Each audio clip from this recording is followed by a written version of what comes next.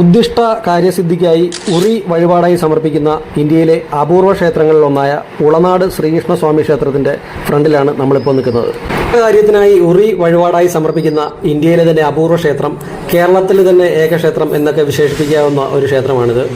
13 വയസ്സിന് താഴെയുള്ള ബാലരൂപത്തിലുള്ള ഉണ്ണിക്കണ്ണനാണ് പ്രതിഷ്ഠ എന്നതും ഒരു പ്രത്യേകതയാണ്.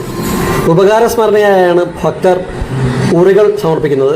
വെണ്ണ, കൽക്കണ്ടം, പഞ്ചസാര, അവില്, ലഡു, ഉണ്ണിയപ്പം തുടങ്ങി എന്തും ഉറിയിൽ നിറച്ച് ഭഗവാന് സമർപ്പിക്കാം.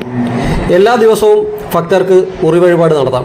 ക്ഷേത്രത്തിൽ നിന്ന് തന്നെ ഉറിയിൽ നിറയ്ക്കാനുള്ള എല്ലാ ദ്രവ്യങ്ങളും വസ്തുക്കളും ലഭിക്കും.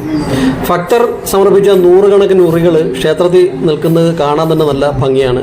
പൂജയ്ക്ക് ശേഷം ഉറികൾ നാലമ്പലത്തിൻ്റെ മേൽക്കൂരയിൽ തൂക്കിയിടും. ഇത്തരത്തിലുള്ള ആയിരക്കണക്കിന് ഉറികൾ ഇവിടുത്തെ വേറിട്ട ഒരു കാഴ്ച തന്നെയാണ്. ശുദ്ധമായ നെയ്യിലാണ് ഇവിടെ വിളക്ക് കത്തിക്കുന്നത് എന്ന പ്രത്യേകത കൂടിയുണ്ട്. മറ്റ് എണ്ണകളൊന്നും ഉപയോഗിക്കാറില്ല. രാജ്യത്തിൻ്റെ വിവിധ ഭാഗങ്ങളിൽ നിന്ന് ഉറി വഴിപാട് സമർപ്പണത്തിന് നിരവധി ഭക്തരാണ് ദിവസവും ഈ ക്ഷേത്രത്തിൽ എത്തിച്ചേരുന്നത്.